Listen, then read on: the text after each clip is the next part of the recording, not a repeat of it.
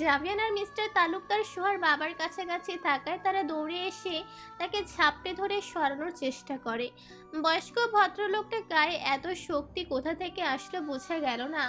যখন সবাই দেখলো জাভিয়ান আর মিস্টার তালুকদার মিলেও তাকে সোহার থেকে দূরে সরাতে পারছে না, আবারও তাড়াতাড়ি করে এসে তাকে সোহার থেকে সরানোর চেষ্টা করে। তিনজনে অনেক কষ্টে তাকে সরাতে সক্ষম হয়। সুহার চোখ প্রায় উল্টে গিয়েছিল। স্পর্শ তাকে ধরে এনে সোফাটায় বসিয়ে দেয়। একজন এসে এক গ্লাস পানি দিয়ে যায়। সুহা সেটা খেয়ে থম মেরে বসে থাকে। কথা বলার মতো কোনো মুখ নেই তার আজ। জাভিয়ান এই ঝামেলা তাড়াতাড়ি শেষ করে প্রেয়সীকে নিয়ে মায়ের কাছে যাবে। আজ নিশ্চিত মা তার বউকে মেনে নিতে দুবার ভাববে না। সে পুলিশকে বলে, ইন্সপেক্টর, আমি সোহা আর জয়ের বিরুদ্ধে মামলা করতে চাই। আশা করি কি করতে হবে আপনার জানা আছে। ইন্সপেক্টর মাথা নাড়ায়। তারপর জয় তার সাঙ্গপাঙ্গ আর সুহাকে নিয়ে যায় থানায়। সুহার বাবা জাভিয়ান আর মিস্টার তালুকদারের কাছে এসে হাত জোড় করে বলে, আমার মেয়ের করা কৃতকর্মের জন্য আমি মাফ চাইছি। আসলে জাভিয়ান ঠিকই বলেছে, আমার জন্য আজ ওর এই পরিণতি। একমাত্র সন্তান, তাকে সবটা দিয়ে আগলে রেখেছিলাম। আমার সেই ভালোবাসার প্রতিদান আজ এভাবে পেলাম। আমি তোমাকে বলবো না সোহাকে জেলে দিও না, ওর শাস্তি প্রয়োজন। মিস্টার তালুকদার সুহার বাবার হাতটা নামিয়ে দেন। সেও কন্যা সন্তানের বাবা। কন্যা সন্তান যে একজন পুরুষের কতটা ভালোবাসার সন্তান যে হয়েছে সে জানে। সোহার বাবা বলার মতো আর কোনো বাক্য খুঁজে পায় না। সে মাথা নিচু করে সেন্টার থেকে বের হয়ে যায়। সকলে এখনো একটা ঘোরের মধ্যে আছে। এইটুকু একটা মেয়ে কত জঘন্য একটা প্ল্যান করেছিল ভাবতে সবাই শিউরে উঠছে। জাভিয়ান বাকি সকলের দিকে তাকিয়ে বলে, আজ তালুকদার বাড়ির কন্যা মির্জা বাড়ি যাবে, আর মির্জা বাড়ির কন্যা পুনরায় তালুকদার বাড়ি ফিরবে, তাও সসম্মানে। আবরার জাভিয়ানের কথায় অসম্মতি জানিয়ে বলে, হানিয়া কি চায় সেটা আশা করি আপনি জানেননি মিস্টার তালুকদার। আর আপনিই তো সেদিন বললেন এই বিয়ের দিনই আপনাদের ডিভোর্স হবে। তাছাড়া আমি সন্ধ্যায় সেন্টারে পৌঁছে গার্ডেনে দেখলাম আমি হানিয়াকে একটা পেপারে সাইন করাচ্ছিলেন। নিশ্চয়ই ডিভোর্স পেপার ছিল সেটা। জাভিয়ানের আবরারের কথা শুনে হেসে দেয়। শকুনের চোখ তার শালার। বোনের আশেপাশে একটু ভিড়লেই সেটা সাথে সাথে তার নজরে পড়ে যায়। জাভিয়ান তার শেরওয়ানির পকেট থেকে পেপারটা বের করে আবরারের দিকে বাড়িয়ে দিয়ে বলে, নিজেই দেখে নিন। আবরার পেপারটায় হাতে নিয়ে সেটা খুলতে দেখতে থাকে। পেপারটায় নজর বুলিয়ে তার যেন হুঁশ উড়ে যায়। সে অবাক হয়ে জাভিয়ানের দিকে তাকায়। স্পর্শ আবরারের হাত থেকে পেপারটা নিয়ে নিচেও পড়ে। মিস্টার তালুকদার এসে স্পর্শকে জিজ্ঞাসা করে, কি লেখা আছে এটাই স্পর্শ? স্পর্শ বলে, এটাই লেখা আছে হানিয়া, জীবদশায় কোনো দিন আভিয়ানকে ডিভোর্স দিতে পারবে না, এমনকি আভিয়ানও না। যদি আভিয়ান ডিভোর্স দেয় হানিয়াকে, তাহলে সে তার সম্পত্তির 70% হানিয়াকে দিতে বাধ্য থাকবে। আর হানিয়া যদি দেয় তাহলে সে আভিয়ানের সম্পত্তির সমপরিমাণ টাকা আভিয়ানকে দিতে বাধ্য থাকবে। এই সম্মতিতে তারা দুজনে এই পেপারে সাইন করেছে। এমন জটিল শর্তের কথা শুনে সবার মাথায় যেন প্যাচ লেগে যায়। জাভিয়ান আবরারের কাছে এসে ধরা গলায় বলে, একটা সুযোগ দিয়ে দেখেন ভাইয়া, এবার যদি কথার খেলাফ হয়, যদি হানিয়ার চোখ দিয়ে সুখের অশ্রু ব্যতীত দুঃখের অশ্রু গড়ায়, তাহলে আমি নিজে ওকে আপনার হাতে তুলে দিব। সব অপরাধীকেই তো আরেকটা করে চান্স দেওয়া হয় ভালো হওয়ার জন্য। আমাকে এই লাস্ট বার দেন। জাভিয়ানের চোখে অশ্রুদের মেলা বসেছে। আবরার নিচে একজন প্রেমিক পুরুষ হয়ে আরেকজন প্রেমিক পুরুষের চোখের চাহনি খুব সহজেই বুঝে যায়।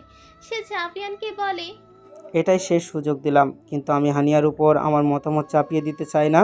আমি চাই তুমি নিজ থেকে তার থেকে হাসিল করে নাও। জাভিয়ানের মুখে একটা হাসি ফুটে। হানিয়ার থেকে কিভাবে হাসিল করতে হয় সেটা জাভিয়ান খুব ভালো করেই জানে। কিন্তু ভাগ্য যে তার জন্য কিছু নির্ধারণ করে রেখেছে। স্পর্শ জাভিয়ানের পায়ের কাছ থেকে একটা চিঠির মতো কাগজ উঠিয়ে নিচের হাতে নেয়। কাগজটার উপর জাভিয়ানের নাম দেখে সে জাভিয়ানকে বলে, ভাই এটা তোর? জাভিয়ানের বোনের দিকে তাকিয়ে দেখে যে হানিয়া আহনাফের মাধ্যমে একটা চিঠি পাঠিয়েছিল সেটা। জাভিয়ান চিঠিটা হাতে নিয়ে বলে, হ্যাঁ আমার। আর এটা হানিয়া পাঠিয়েছিল আনাপের হাত দিয়ে। একই জায়গায় থেকে আবার অন্যদের মাধ্যমে চিঠি। কি লিখেছে এটা হানিয়া? স্পর্শ প্রশ্ন করে ভাইকে। জাভিয়ান বলে, জানি না, দেখছি দাঁড়া। কথাটা বলে জাভিয়ান চিঠিটা খুলে পড়তে শুরু করে। চিঠিটা পড়ার মিনিট দুয়েক পর জাভিয়ান ধপ করে নিচে বসে পড়ে। সবাই হকচকিয়ে যায়। স্পর্শ ভাইয়ের পাশে বসে বলে, কি হয়েছে ভাই? চিঠিতে কি লেখা ছিল? জাভিয়ান স্তব্ধ হয়ে চিঠিটা স্পর্শর দিকে বাড়িয়ে দেয়। স্পর্শ দেখতে পায় গুটি গুটি অক্ষরে হানিয়া লিখেছে, আমার প্রথম প্রণয় পুরুষ। অবাক হচ্ছেন হঠাৎ করে আমার কাছ থেকে চিঠি পেয়ে, তাই না? আসলে এই চিঠির কথাগুলো সামনাসামনি বলার মতো না। আপনি যখন এই চিঠিটা পড়বেন তখন আমি এই শহর ছেড়ে অজানার পথে রওনা হয়ে গিয়েছি। আপনাকে এবং আমার আশেপাশের সকলকে মুক্তি দিয়ে আমি চলে যাচ্ছি দূর অজানায়। আপনাকে মুক্তি দেওয়া যতটা না কঠিন ছিল তার চেয়েও 1000 গুণ বেশি কঠিন হবে আপনাকে অন্য কারোর হতে দেখে। আমি বরাবরই দুর্বল চিত্তের অধিকারী। আমার এত সাহস নেই আপনাকে অন্যের নামে কবুল বলতে দেখব। তাই চলে যাচ্ছি আমি আপনাদের সকলের থেকে বহু দূরে। আমায় যদি কোনোদিন এক মুহূর্তের জন্য ভালোবেসে থাকেন তাহলে খোঁজার চেষ্টা করবেন না। ভালো থাকবেন আমার ভালোবাসা, অন্য কারোর ভালোবাসা হয়ে। আপনার সংসার আমার কল্পনার চেয়েও বেশি সুন্দর ও সুখের হোক। আমি আজীবন এই দোয়াই করে যাব। আপনার অপ্রিয় বধুয়া। একদম সিম্পল কালো শাড়ি, ডিপ নেকের 3/4 হাত আর কালো ব্লাউজ, গলায় ছোট্ট একটা ডায়মন্ডের পেন্ডেন্ট, কোমর সমান কোঁকড়ানো চুলগুলো আধো খোপা করে রাখা, কানের দুই পাশ দিয়ে কিছু ক্ষুদ্র চুল বের হয়ে আছে। এত সাধারণ সাজেও যে কাউকে এত মোহনীয় লাগতে পারে সেটা জাভিয়ানের জানা ছিল না। আচ্ছা, সব মেয়েকেই কি এত সিম্পল সাজে এত সুন্দর লাগে, নাকি জাভিয়ানের রমণীকেই এত সুন্দর লাগে এই সিম্পল সাজে? প্রশ্নটা জাভিয়ানের জানা নেই। আপাতত সে জানতেও চাচ্ছে না। সে যে ব্যস্ত তার প্রেয়সী একান্ত ব্যক্তিগত রমণীটিকে দেখতে, সে কিনা ফুল পাড়তে ব্যস্ত। রমণীটি একটু পরপর লাফ দিয়ে উঠছে তার পছন্দের কাঠগোলাপ ফুলটি পাড়ার জন্য, কিন্তু ফুলের গোছাটা একটু বেশি উপরে যেন। বেশ কিছুক্ষণ লাফালাফি করার পর রমণীটি যখন ক্লান্ত হয়ে ফুল পাড়তে ব্যর্থ হয় তখন জাভিয়ানের বেশ মায়া লাগে। কেমন মুখটা মলিন করে অভিমানী চোখ জোড়া দিয়ে ফুলের গোছাটার দিকে তাকিয়ে আছে। জাভিয়ান বুঝে তার প্রেয়সীর মলিন মুখ সহ্য করতে পারে? একদম না। তাই তো সে আর দাঁড়িয়ে না থেকে হেঁটে উপস্থিতি হয় রমণীটির অতি নিকটে। জাভিয়ান হানিয়ার পেছনে এসে একদম গা ঘেঁষে দাঁড়ায়। হানিয়া চমকে যায় নিচের গায়ে একজন পুরুষের স্পর্শে। ঘাড় ঘুরিয়ে পেছনে তাকালে জাভিয়ানকে দেখতে পায়। কিছুটা স্বস্তি পায় সে। ঠোঁট ফুলিয়ে বলে, ফুলগুলো সুন্দর না? জাভিয়ান চোখে হেসে মাথা নাড়িয়ে ইতিবাচক মতামত জানায়। তার উত্তরে হানিয়া যেন খুশি হয়, চটপট করে বলে, তাহলে পেরে নেন না। কতক্ষণ ধরে চেষ্টা করছি পারার জন্য, কিন্তু কিছুতেই নাগাল পাচ্ছি না। জাভিয়ান এবার বলে, ফুল পেলে খুশি হবে? হ্যাঁ, ভীষণ। চোখে মুখে এই মলিনতা থাকবে না তো? একটুও না। জাভিয়ানের সব প্রশ্নের চটপট উত্তর দেয় হানিয়া, যেন তার ভীষণ তাড়া। জাভিয়ান আর প্রশ্ন না করে ব্যস্ত হয়ে পড়ে ফুলগুলো পাড়তে। পায়ের আঙুলের সাহায্যে একটু উঁচু হয়ে ফুলগুলো যেই ডালে আছে সেই ডালটা ধরে ফুলগুলো পেরে নেয়। হানিয়ার কাছে এসে ফুলগুলো তার দিকে এগিয়ে দিয়ে বলে, আমার ফুলের জন্য এই ফুলগুলো। আশা করি সে আমার ভালোবাসার দান গ্রহণ করবে। হানিয়া মিষ্টি হেসে হাত বাড়ায় ফুলগুলো নেওয়ার জন্য। কি মনে করে আবার থেমে যায়, মুখটায় পুনরায় মলিনতা ছেয়ে যায়। বারন্ত হাতটা নামিয়ে বিষাদ মাখা চোখে জাভিয়ানের দিকে তাকিয়ে বলে, আপনি তো আমার না জাভিয়ান, আমি তো আপনার ভালোবাসা না, শুধুমাত্র মায়া। আপনি অনুতপ্ত আমার প্রতি করা কর্মকাণ্ডগুলোর জন্য। সেই অনুতাপ থেকেই আপনার মনে হচ্ছে আপনি আমায় ভালোবাসেন। না হানি, আমি তোমায় অনেক ভালোবাসি আমার বধুয়া, প্রেয়সী আমার। আমি ক্ষমা প্রার্থী তোমার কাছে। অনুগ্রহ করে আমায় ফিরিয়ে দিও না। হানিয়া এক পা করে পিছিয়ে যেতে থাকে। জাভিয়ান তার কাছে গিয়ে তাকে নিচের বাহুতে আনার চেষ্টা করে, কিন্তু ততক্ষণে হানিয়া ধরাছোঁয়ার বাহিরে চলে গিয়েছে। হানিয়ার চোখে বেয়ে অশ্রুরা গড়িয়ে ভিজিয়ে দিচ্ছে তার চিবুক গলদেশ। একসময় হানিয়া হাওয়ায় মিলিয়ে যেতে থাকে, যেতে যেতে বলে, আপনি আমার হয়েও কেন আমার হলেন না জাভিয়ান? জাভিয়ান চিৎকার করে বলে, আমি তোমারই হানি, প্লিজ আমায় ছেড়ে চলে যেও না। হানিয়া পুরোপুরি হাওয়ায় মিলিয়ে যাওয়ার আগে একটা কথাই বলে, ভালো থাকবেন আমার ভালোবাসা অন্য কারো ভালোবাসা হয়ে। কথাটা শেষ করার সাথে সাথে হানিয়া অস্তিত্বের শেষ চিহ্নটুকু হাওয়ায় মিলিয়ে যায়। জাভিয়ান ধপ করে মাটিতে বসে পড়ে। হানিয়া কই তার বধুয়া? নেই, কোথাও নেই। হারিয়ে গেছে হানিয়া, চলে গেছে দূরে অজানায়। জাভিয়ান শরীরের সব শক্তি দিয়ে চিৎকার করে বলে ওঠে, হানিয়া ফিরে এসো প্লিজ। ধরফরিয়ে উঠে বসলো জাভিয়ান। বুক ধরফর করছে, আতঙ্কে কাঁপতে কাঁপতে একটা নামে ছিটকে এলো তার ঠোঁট থেকে। হানিয়া। জাভিয়ান ঘাড় ঘুরিয়ে নিচের ঘরের প্রতিটি কোণা চেক করে নেই হানিয়া। শোয়া থেকে উঠে দাঁড়িয়ে ওয়াশরুম, বেলকুনি সব জায়গায় হানিয়াকে খুঁজতে থাকে, পায় না। জাভিয়ান আস্তে আস্তে হাইপার হতে থাকে, চিৎকার করে বলতে থাকে, হানিয়া কই তুমি? আর লুকোচুরি খেলো না হানি, আমার বুকে ব্যথা করছে, কোথায় তুমি? জবাব দাও। আসে না কোনো জবাব। হানিয়াকে না পেয়ে এবার জাভিয়ান ভাঙচুর শুরু করে। হাতের সামনে যা পাচ্ছে তাই ভেঙে ফেলছে আর চিৎকার করে হানিয়াকে ডাকছে। নিস্তব্ধ রাতে জাভিয়ানের চিৎকার আর ভাঙচুরের আওয়াজে ঘুম ভেঙেছে তালুকদার বাড়ির অন্যান্য সদস্যদের। সর্বপ্রথম ঘুম ভাঙে মিসেস তালুকদারের। ডান পাশ প্যারালাইজড মিসেস তালুকদার ছেলের ঘর থেকে জিনিস ভাঙচুর আর চিৎকারের আওয়াজ শুনে বেশ ভালো করে বুঝতে পারেন তার ছেলে আজ ওষুধগুলো না নিয়েই হয়তো শুয়ে পড়েছিল। ফলস্বরূপ মাঝরাতে এই পাগলামি। মিস্টার তালুকদারের দিকে তাকিয়ে দেখেন লোকটা গভীর ঘুমে মগ্ন। মিসেস তালুকদার বেশ বুঝতে পারে লোকটা একটু আগে ঘুমিয়েছে, তাই ঘুমটা গভীর। মিসেস তালুকদার বহু কষ্টে ডান কাত হয়ে তারপর বাম হাতে দিয়ে স্বামীকে ধাক্কা দিতে দিতে মুখে দিয়ে অস্ফুট স্বরে ডাকতে থাকে। মিনিট দুয়েক ধাক্কানোর পর মিস্টার তালুকদারের ঘুমটা পাতলা হয়, কিন্তু ছাড়ে না। ঘুমের ঘোরে ছেলের চিৎকার চেঁচামেচি শুনে ধরফড়িয়ে উঠে বসে। শোয়া থেকে উঠে স্যান্ডেল পায়ে দিয়ে দৌড়ে ছেলের রুমে যেতে চাইলে মিসেস তালুকদার পিছু ডেকে উঠে অস্ফুট স্বরে। মিস্টার তালুকদার পেছনে ফিরে স্ত্রীর দিকে তাকালে দেখতে পায় মিসেস তালুকদার অস্ফুট স্বরে বলছে, আমাকেও নিয়ে যাও। মিস্টার তালুকদার দরজার সামনে দাঁড়িয়েই বলে, তুমি ওখানে গিয়ে কি করবে? তোমার দেখলে ওর আরো হাইপাই হয়ে যায়, এটা তুমি ভালো করেই জানো। মিসেস তালুকদার অশ্রুসিক্ত চোখে তাকিয়ে থাকে স্বামীর দিকে, চোখ দিয়েই যেন বলছে, আমায় নিয়ে যাও আমার ছেলের কাছে। মিস্টার তালুকদার বোধহয় তার চোখের ভাষা বুঝতে পারে। শব্দ করে দীর্ঘশ্বাস ফেলে এগিয়ে আসে বেডের কাছে। বেডের পাশে রাখা হুইল চেয়ারটা নিয়ে তাতে স্ত্রীকে বসিয়ে পা চালায় ছেলে রুমের দিকে। রুমের সামনে এসে মিসেস তালুকদারকে রেখে দরজার কাছে গিয়ে নক করতে থাকে দরজায়। ছেলেকে ডাকতে থাকে, কিন্তু জাভিয়ান যেন অন্য জগতে মেতে আছে। পুরুষালী গলার আর্তনাদ ভরা কান্না তাদের দুজনের বুকেই যেন আগুন লাগিয়ে দেয়। সন্তানের কান্না কোনো বাবা মাই সহ্য করতে পারে না, সেখানে তাদের প্রাপ্তবয়স্ক ছেলে যদি এমন আর্তনাদ করে কান্না করে, সেটা কি সহ্য করার মতো? কুসুমও এসে পড়েছে ততক্ষণে।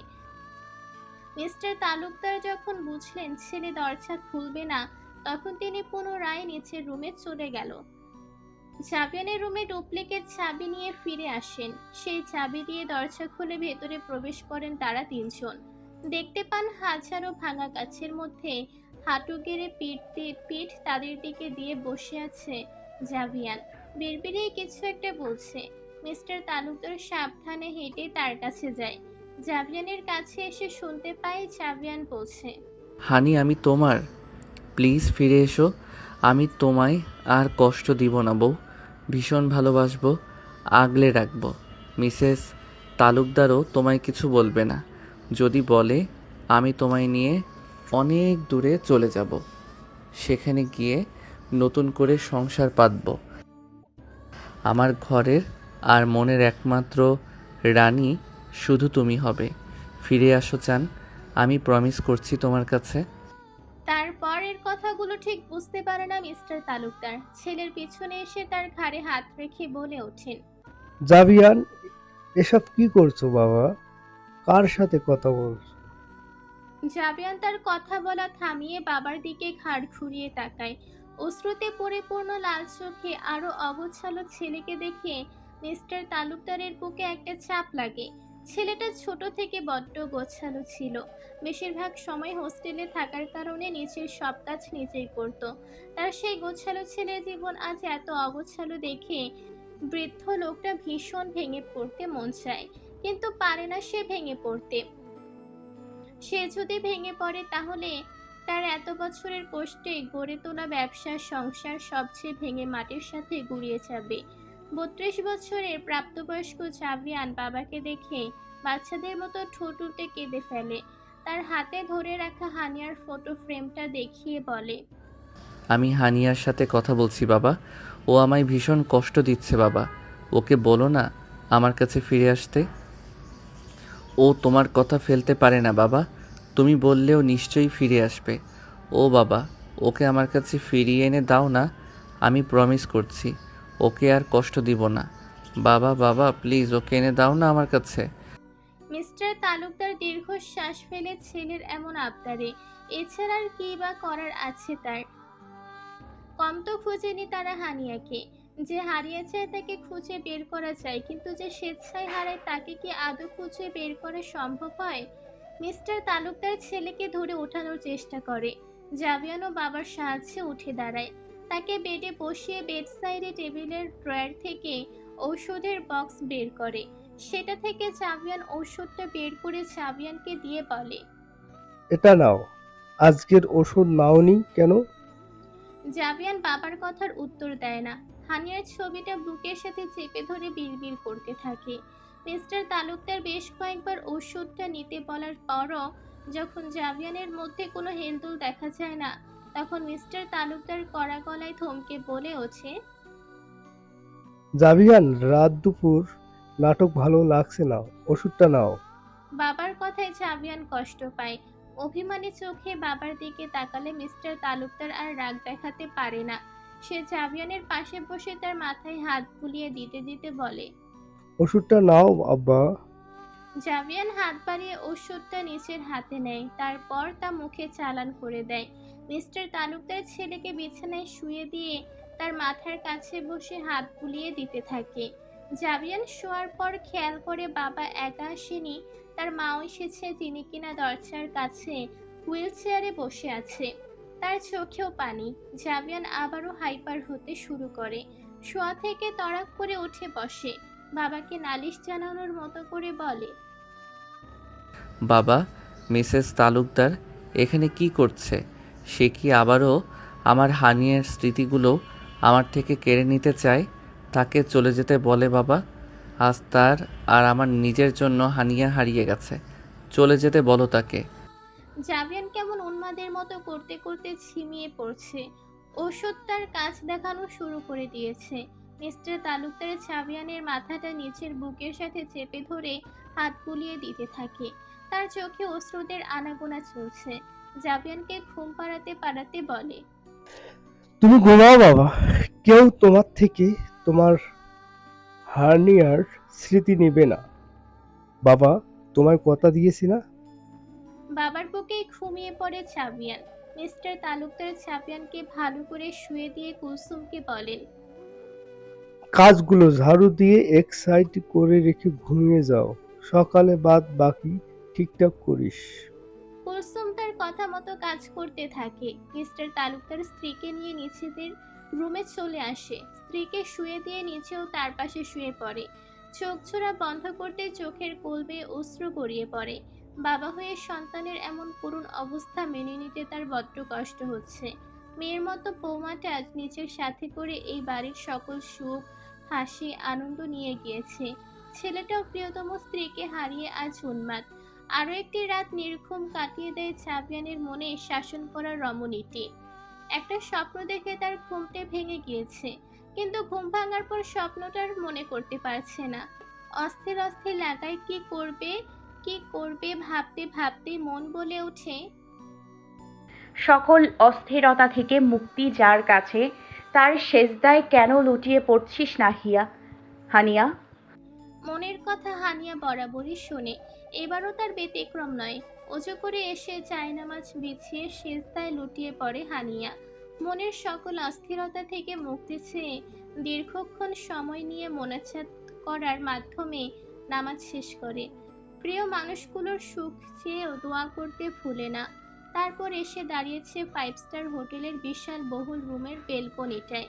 ফিরতে চায়নি এই স্বার্থপরের শহরে। এই শহরে পা রাখার পর থেকে অস্থিরতা কাজ করছে তার মধ্যে। যত তাড়াতাড়ি আবার বিদায় নিতে চাইছে। 1 মাসের একটা ট্রেনিংয়ের জন্য তাকে পুনরায় পা রাখতে হয়েছে এই শহরে। আসতে চাইনি, অনেক কষ্ট করার পরও যখন ঢাকায় আসাটা আটকাতে পারে না, তখন সবটা ভাগ্যের উপর ছেড়ে দিয়ে এখানে আসে। নানা শঙ্কা উৎকণ্ঠার মধ্যে 10টা দিন পার করে ফেলেছে, বাকি আছে আরো 20 দিন। আল্লাহ আল্লাহ করতে করতে এই 20 দিন পার হয়ে গেলে সে আবারও হারিয়ে যাবে এই শহরের বুক থেকে। এই শহরে থাকলে তার অবাধ্য মন একবার হলেও চাইবে তার প্রণয় পুরুষটিকে দেখতে। হানিয়া তা সহ্য করতে পারবে না। কিভাবে দেখবে সে তার ভালোবাসার মানুষটিকে অন্যের সাথে সংসার করতে? নিঃশ্বাস বন্ধ হয়ে মারা যাবে হানিয়া। লোকটা তো মনে হয় সুখের সংসার করছে। আচ্ছা, তাদের কি সন্তান হয়েছে? হবে না কেন? তাদের বিয়ের তো কম বয়স হলো না। কি নাম রেখেছে তার সন্তানদের? নানা ধরনের উদ্ভট চিন্তা ভাবনা করতে করতে হানিয়ার কানে আসে ফজরের আজান দিচ্ছে। দীর্ঘশ্বাস ফেলে রুমের ভেতর এসে পড়ে। রুমানা নামের তার কলিগকে ডেকে দেয় নামাজের জন্য, যে কিনা তার সাথে রুম শেয়ার করছে। রুমানা মেয়েটা কাল তার মেয়ের জন্য মন খারাপ করে বেশ রাত করে ঘুমিয়েছে। 1 বছরের মেয়েটাকে রেখে আসতে কোন মায়েরই বা মন কাঁদে না? মেয়েটার জীবন কাহিনী হানিয়ার একদম বিপরীত। স্বামীর উৎসাহ ও সহযোগিতায় সে বিসিএস ক্যাডার হতে পেরেছে। হানিয়া রুমানা ফজরে নামাজ পড়ে একটু হাঁটতে বের হয়। রুমানা এখানকার কিছু না চিনলেও হানিয়া কিছুটা হলেও চিনে। 1 ঘন্টা হাঁটাহাঁটি করে হোটেলে ফিরে আসে। নাস্তা করে সকাল 8টায় বের হয়ে যায় ট্রেনিংয়ের উদ্দেশ্যে। গতরাত 3টায় নানা পাগলামি করে ঘুমালেও সকাল 8টা না বাজতেই ঘুম ভেঙে যায় জাভিয়ানের। স্বাভাবিকভাবে শোয়া থেকে উঠে অফিসে যাওয়ার আগে করা কাজগুলো করতে থাকে। হোয়াইট শার্টের ওপর ব্ল্যাক কোট পরে গায়ে শেষবারের মতো পারফিউম স্প্রে করে ল্যাপটপ ব্যাগটা হাতে নিয়ে বের হয়ে আসে রুম থেকে। নিচে নেমে ডাইনিং টেবিলে মাকে বসতে থাকতে দেখে পা ঘুরিয়ে সদর দরজার দিকে যেতে থাকে। বিষয়টা কুলসুমের চোখে পড়ে। সে গলার স্বর বাড়িয়ে জাভিয়ানকে ডেকে বলে, ভাইজান কই যাইতাছেন? ব্রেকফাস্ট করবেন না? 16 বছরের চটপটে চঞ্চল কিশোরী কুলসুম এখন 21 বছরের শিক্ষিত যুবতীতে পরিণত হয়েছে। হানিয়া থাকতে সে পড়ালেখা করতো না। হানিয়া কতবার পড়ালেখার জন্য তাকে বকেছে, কিন্তু সে এক কান দিয়ে ঠুকিয়ে আরেক কান দিয়ে বের করে দিত। সেই পড়াচোর কুলসুম আজ এসএসসি এক্সামে ভীষণ ভালো রেজাল্ট করে এখন এইচএসসি শিক্ষার্থী। বয়সটা একটু বেশি হলেও জ্ঞান আহরণের জন্য তো কোনো নির্দিষ্ট বয়স নেই, তাই না? কুলসুমের কথায় সকলে ঘাড় ঘুরিয়ে জাভিয়ানের দিকে তাকায়। জাভিয়ান পেছন না ফিরেই জবাব দেয়, নাচতে যাচ্ছি, যাবি? জাভিয়ানের এমন তেরা কথায় সকলে থতমত খেতে গিয়েও নিজেকে সামলে নেয়। তারা অভ্যস্ত হয়ে যাচ্ছে জাভিয়ানের এমন উদ্ভট কথা ও কাজে।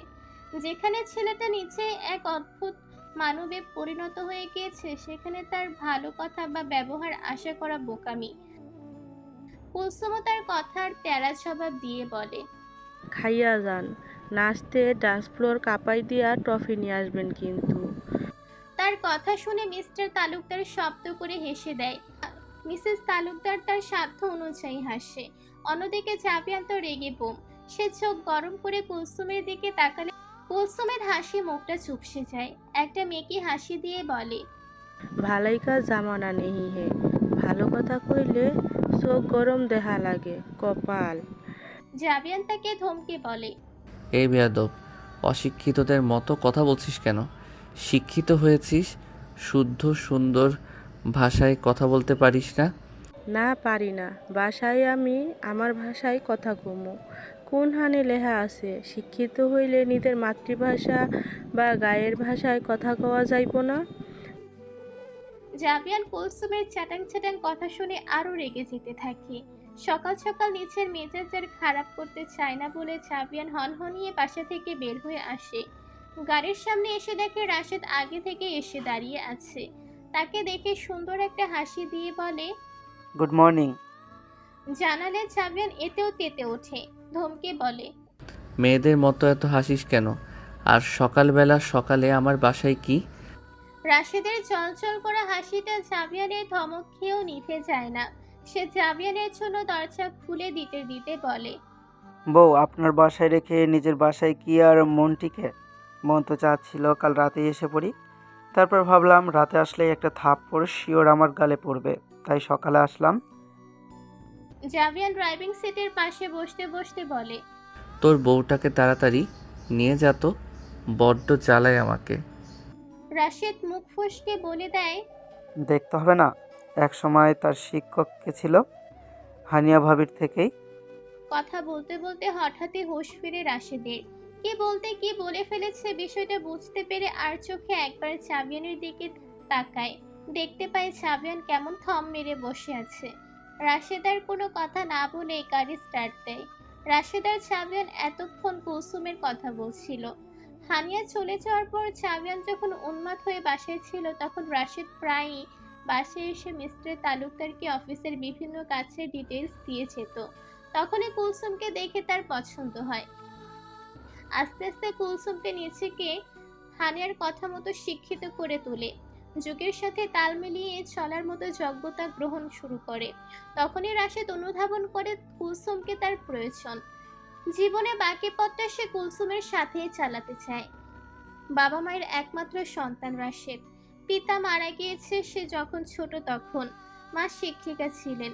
রাশেদ কুলসুমের কথা তার মাকে জানালে ভদ্রমহিলা কোনো আপত্তি করে না। কুলসুমের জন্য প্রস্তাব নিয়ে তালুকদার বাড়ি গেলে তালুকদার বাড়িও তাদের প্রস্তাব গ্রহণ করেন। ছেলে হিসেবে রাশেদ হাজারে একটা। কুলসুমের কোনো ব্যক্তিগত পছন্দ না থাকায় গত 6 মাস আগেই ঘরোয়াভাবে তাদের দুজনের আকদ করিয়ে রাখা হয়। কুলসুমের এইচএসসি এক্সাম শেষ হলে মিস্টার তালুকদার সসম্মানে কুলসুমকে উঠিয়ে দেবেন বলে জানিয়েছেন। গাড়ি চলতে চলতে জ্যামে আটকে যায়। জাবিয়ান নীরবতা ভঙ্গ করে রাশেদকে বলে, তোর কি মনে হয় রে রাশেদ, হানিয়াকে কি আর কখনোই ফিরে পাবো না আমি? জাবিয়ানের কণ্ঠে প্রচন্ড মায়া, যা তার ভেঙে পড়াকে বোঝাচ্ছে। রাশেদের ভীষণ খারাপ লাগে জাবিয়ানের এমন করুণ অবস্থা দেখে। সেই সাথে হানিয়ার উপর হালকা পাতলা রাগও হয়। কষ্ট দেওয়া লাগবে, কাছে থেকেই তো কতভাবে দেওয়া যায়, সেজন্য হারিয়ে যাওয়া লাগবে। পরক্ষণে তার বসের করা কর্মকাণ্ডগুলোর কথা মনে পড়ে নিমিষে সেই রাগটা পড়ে যায়। হানিয়া তো আর জানে না জাবিয়ান তাকে এতটা ভালোবাসে, বা সেদিনের এই ডিভোর্সের পেপারসগুলো ফেক ছিল। রাশেদ বলে ওঠে, ভাই, আমার মন বলছে আপনি খুব শীঘ্রই ভাবিকে খুঁজে পাবেন। আপনারা শাস্তিগুলো খুব তাড়াতাড়ি শেষ হতে চলেছে। রাশেদের কথা শুনে জাবিয়ানের সান্ত্বনা বই কিছুই লাগে না। সে একটা তাচ্ছিল্যের হাসি দিয়ে জানালা দিয়ে বাহিরে তাকায়। একটু মাথা বের করে দেখে নেয় জ্যাম কত দূর পর্যন্ত লেগেছে। এখনই হয়তো ছেড়ে দিবে। মাথাটা ভেতরে ঢুকানোর পর তার নজর যায় বিপরীত পাশে লেনের দিকে। সেটি পাশেও হালকা জ্যাম লেগে আছে। একটা গাড়িতে মলিন বৃষ্টি নিয়ে তাকিয়ে আছে হানিয়া। জাবিয়ান যেন রিয়েক্ট করতেই ভুলে গেছে। সেও হাঁ করে হানিয়ার দিকেই তাকিয়ে আছে। হানিয়ার গাড়ি চলতে শুরু করলে জাবিয়ানের ধ্যান ভাঙে। সে হুড়মুড়িয়ে নিচের গাড়ি থেকে বের হয়ে পাশের লেনের দিকে ছুট লাগায়, কিন্তু ততক্ষণে হানিয়ার গাড়ি চলে গিয়েছে।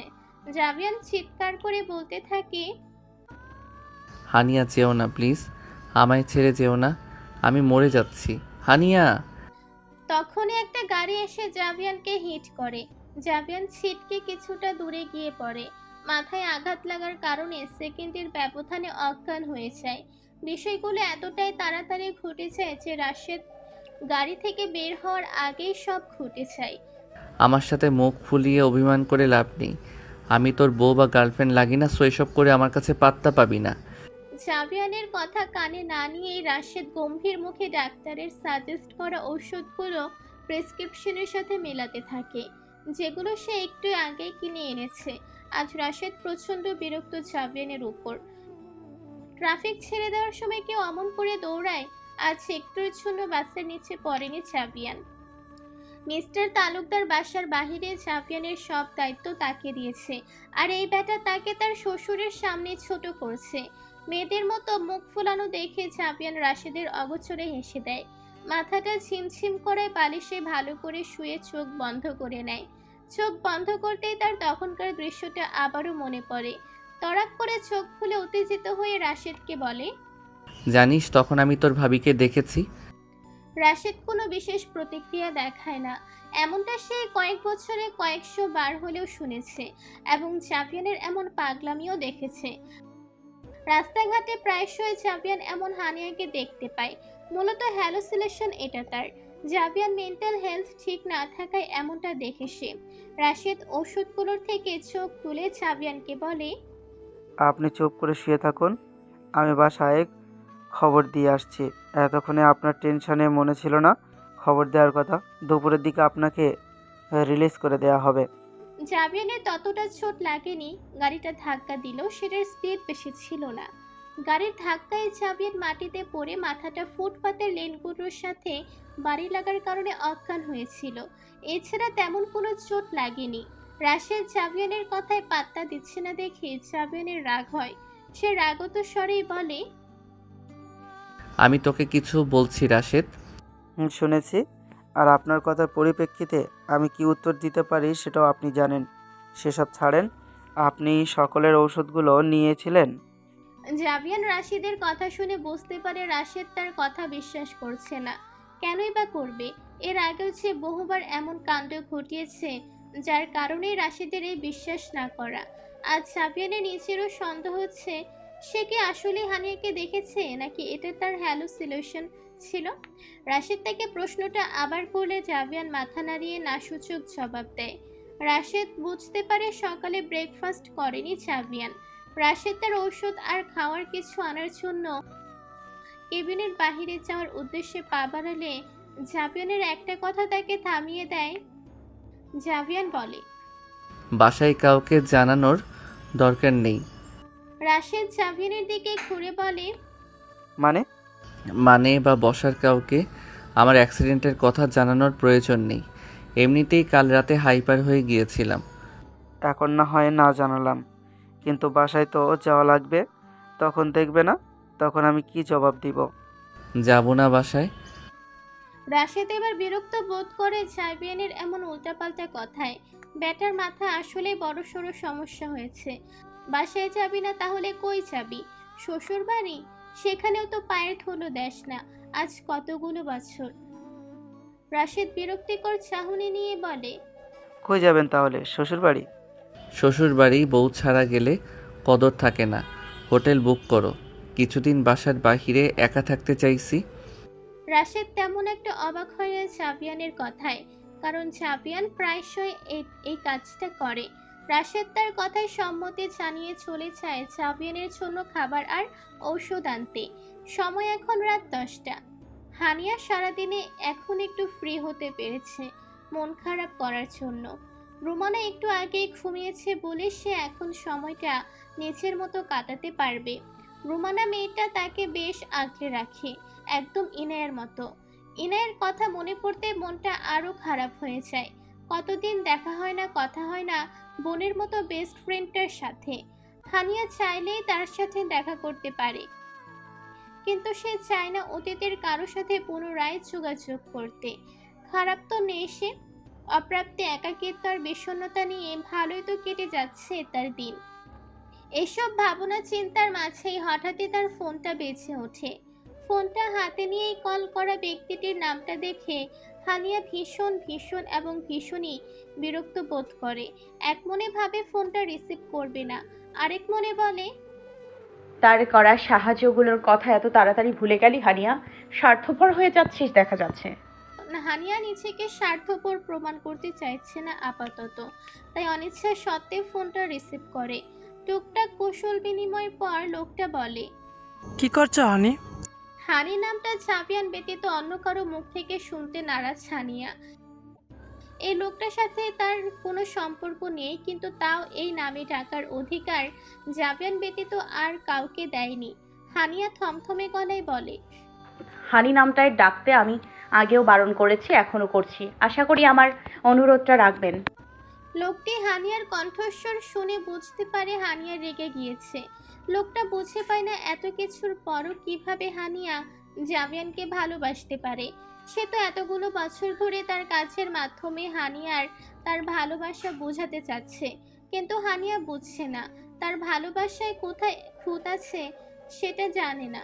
লোকটি একটা দীর্ঘশ্বাস ফেলে বলে, সরি, আর ডাকবো না। ডিনার করেছো? আপনি?